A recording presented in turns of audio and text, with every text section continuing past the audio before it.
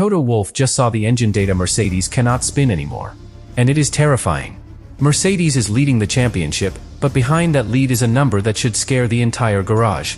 43 points lost to reliability. That is more than Ferrari. More than McLaren. More than Red Bull. George Russell was leading in Canada when his Mercedes suffered a catastrophic battery failure. Kimi Antonelli was running second in Barcelona when his car suddenly switched off. And now, before the Austrian Grand Prix, Mercedes is rolling out new battery modules that still have to prove they can survive a real race. This is not just an engine issue. This is a championship alarm. Because Lewis Hamilton has lost 0 mechanical points at Ferrari, and he does not need Mercedes to be slow. He only needs them to fail once more at the wrong time. So Austria is no longer just about speed. It is about trust. Can Mercedes finally control the flaw hiding inside its own power unit, or did Wolff just reveal the terrifying data that could hand Hamilton the title fight?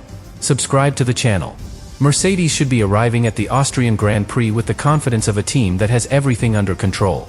But that confidence is exactly what is starting to look fragile. Because from the outside, Mercedes still looks like the strongest operation in the championship. They have the lead. They have the pace. Kimi Antonelli is still ahead in the drivers' standings. George Russell is still close enough to keep pressure inside the team. And when the car works properly, it can still look like the machine everyone else is chasing. But that is the problem. When the car works properly. That phrase is not a detail anymore. It is the entire story. Because Formula One does not reward a car for being brilliant until it fails. It does not care if the pace was strong, if the strategy was clean, if the driver did everything right, or if the points were almost safe. Almost does not win championships. Finishing does. And that is why Wolff's reaction before Austria feels so serious. He is not shocked because Mercedes suddenly has no speed. He is shocked because the data shows a championship-leading team losing points in a way that should not happen to a championship-leading team. 43 points lost to reliability. That number is the alarm bell. Not because it sounds dramatic, but because it is real championship damage. 43 points can be the difference between controlling a title fight and watching the title fight come back toward you. It can change how aggressive a team feels. It can change how safe a lead looks. It can make every race weekend feel less like an opportunity, and more like a threat. And the worst part is that those points were not lost in meaningless positions. They were lost at the front. George Russell was leading in Canada when the Mercedes power unit suffered a catastrophic battery failure. That is what makes the data terrifying. This was not a slow car breaking down after a poor weekend. This was a winning car, a car already doing the job, suddenly taking itself out of the race. For a driver, that kind of failure is different. If another car beats you, you can study it. You can look at the tires. You can look at the strategy. You can look at the braking zones, the corner exits, the balance, the pace, and find a way to fight back. But when your own car fails while you are leading, the question becomes darker. Can I trust it next time? That question follows Russell into Austria. And then Barcelona made sure it was not only Russell's question. Kimi Antonelli was running second late in the race. The championship leader was close to banking crucial points. Mercedes was close to escaping with another strong result. The finish was near. Then the car switched off. No long warning for the audience. No visible mistake from the driver. No slow collapse over many laps. Just a sudden electrical shutdown, and a major result disappeared. That is the moment Mercedes could no longer make the story sound like one unlucky incident. Because once the same kind of symptom appears again, with another driver, in another high-value position, the conversation changes. It stops sounding like bad luck. It starts sounding like a pattern. And patterns are what destroy confidence in Formula One. Because every team has failures. Every team has difficult weekends. Every team has a race where something unexpected goes wrong. But championship teams are judged by how quickly they stop the bleeding. Mercedes has not stopped it yet. That is why the reliability data matters more than any comfortable phrase coming out of the garage. It shows that the Mercedes lead is real, but the lead is not as safe as it looks. It shows that the car has speed, but that speed is being wasted. It shows that the team has built performance, but the system underneath it still has a flaw serious enough to turn performance into heartbreak. And the rest of the grid can see it. Ferrari can see it. McLaren can see it. Red Bull can see it. Most importantly, Lewis Hamilton can see it. Hamilton has lost 0 mechanical points at Ferrari, according to the source report. 0. While Mercedes has been explaining failures, Hamilton has been finishing. While Mercedes has been calculating lost points, Hamilton has been collecting the ones available. While Wolff has been warning that every second race is costing them too much, Ferrari has been given the one thing every chasing team needs. Belief. That belief is dangerous because Hamilton does not need Mercedes to become slow. He does not need the fastest car every Sunday. He does not need to win the championship in one spectacular moment. He only needs Mercedes to keep leaving the door open. One failure here. One shutdown there. One race where Antonelli loses points. One race where Russell loses a victory. One weekend where Ferrari finishes cleanly while Mercedes says they need to investigate. That is how a title fight changes. Quietly at first. Then all at once. And this is why Austria feels so important. The Red Bull Ring is not a calm place to rebuild trust. It is short, sharp, and intense. The lap comes back quickly. Small mistakes are punished. Starts matter. Traffic matters. Track position matters. And if Mercedes ends up fighting harder than planned, the pressure on the car becomes harder to ignore. That is a serious problem when the weakness sits inside the power unit. Because Mercedes does not just need speed in Austria. They need control. Clean starts. Clean air. Clean temperatures. Clean strategy. Clean communication. Clean running from both cars. But a Grand Prix rarely gives a championship leader exactly what it wants, especially when rivals sense vulnerability. Ferrari will not make life easy. Hamilton will not sit back politely. McLaren will try to force Mercedes into strategic decisions. Red Bull will try to make the race messy. And every messy moment matters more when the car already carries a reliability question.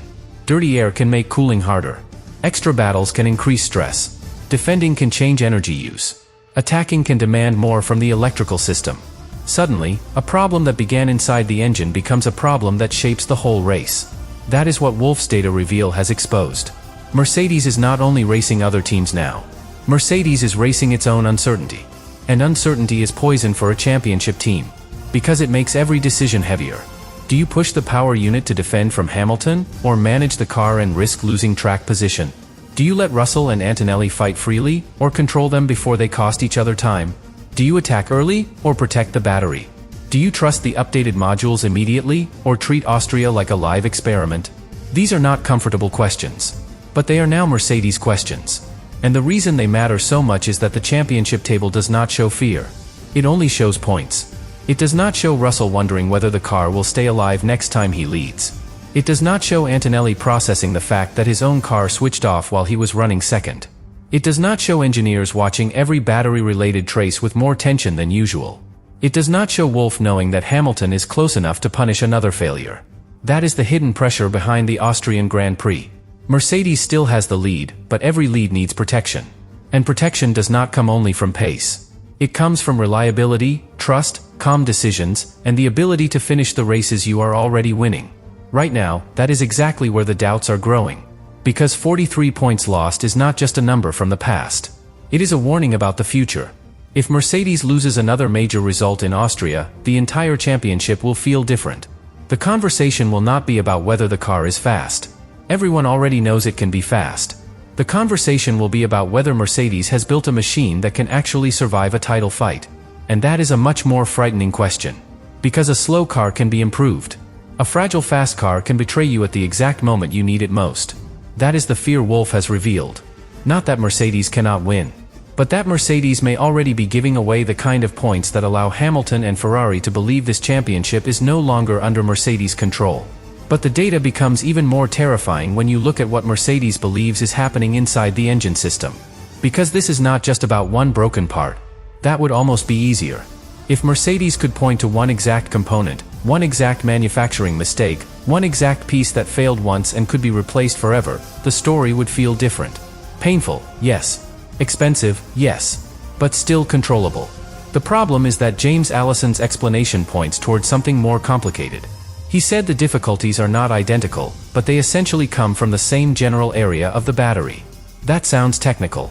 But in plain English, it means Mercedes may be seeing different types of failures, with the same dangerous neighborhood behind them. And that is what makes the pattern so worrying. Different failures can still come from the same weakness. Different symptoms can still point to the same stress point. Different race weekends can still be part of the same story. That is why the battery has suddenly become the center of the Mercedes crisis. To most fans, a battery sounds simple. It sounds like the thing in your phone that runs down after a long day. It sounds like the thing in a laptop that gets hot when too many apps are open.